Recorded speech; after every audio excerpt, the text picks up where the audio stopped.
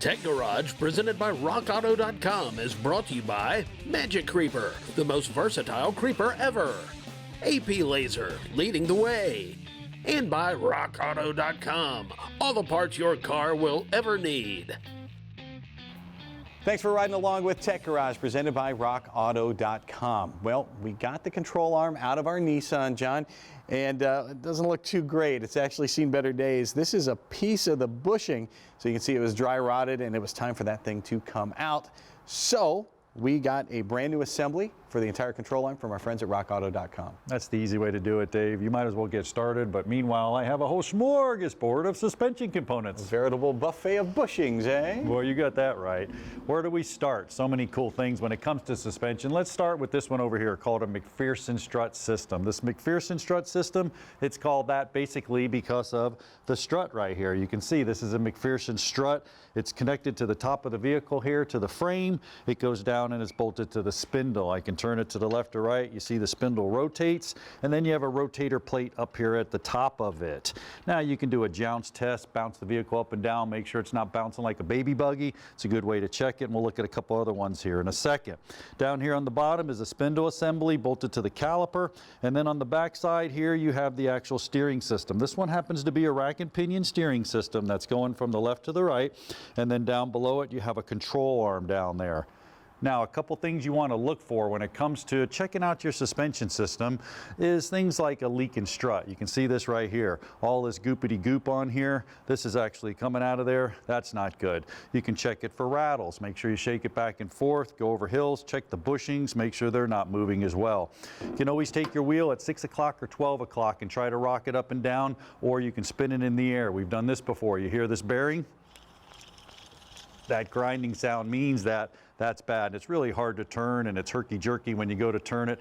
Not a good thing. Also, you're down on your control arms. When you're doing your control arms, look at your ball joints. It shouldn't be flopping around like this one. The boot should not be torn, and the bushings should not be flopping around like these were. And basically, this is what Dave found on there. These bushings were all flopping around, and that's what was making the clunking noise. Now, you want to address that stuff so it doesn't end up like this mess here. This actually fell off a car. They brought it to Tech Garage, and that's what happened. The bearing started to get loose, started to clunk around, actually broke the whole spindle assembly sitting on the side of the road with the wheel on the ground. Very dangerous situation.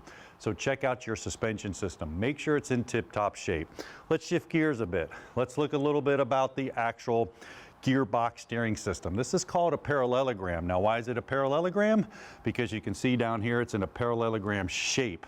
And what's going on if I turn this to the left or to the right down here? You can see you have an actual outer tie rod end, an inner tie rod end.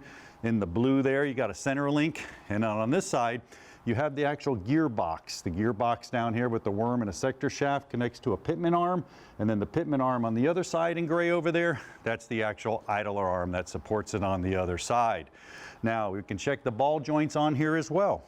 In order to check the ball joints though, you want to make sure what's the loaded and the following ball joint. So take a look at this graphic right here. If you see the springs up on the top of the graphic right there, that means that you got to go ahead and support the actual frame of it and then put a little wedge in there so you can loosen the ball joint, so when you pry up and down on the wheel, it's going to be fine.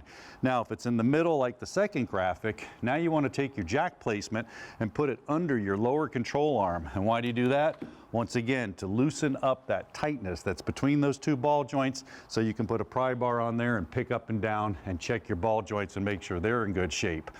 Once again, dry park test. Turn it to the right or to the left. Make sure nothing's buckling under there. Have somebody look under there. It's not rocket science. Something's going to buckle, something's going to give. Now, there's another test you can do. It's called lateral and radial run out of your wheel. A lot of times people have problems with the suspension system, and it's simply in the wheel. Could be a pull, could be anything. So I have a dial indicator set up right here. And what I'm going to do is I'm going to connect the dial indicator right here to the frame. And you guys can do this right at home.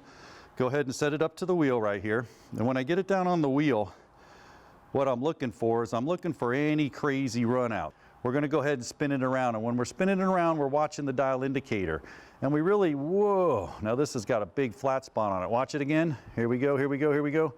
Whoa. So we don't want any more than about 60 thousandths. That's a flat spot. You'll feel that. Now you can also take that dial indicator, you can put it on the outside over here, and you can do actual lateral run out. You can look at this graphic as well. You see radials up and down. That causes the vehicle to hop. Lateral, that's side to side. That's that little swaying or shimmy in the seat when you feel it. Belts in here can shift. You can have the problems. Now, once you have those problems, you start having tire wear problems. That looks like this here. This one had an actual camber issue on one side. Now, you can go out and inspect your tires as well.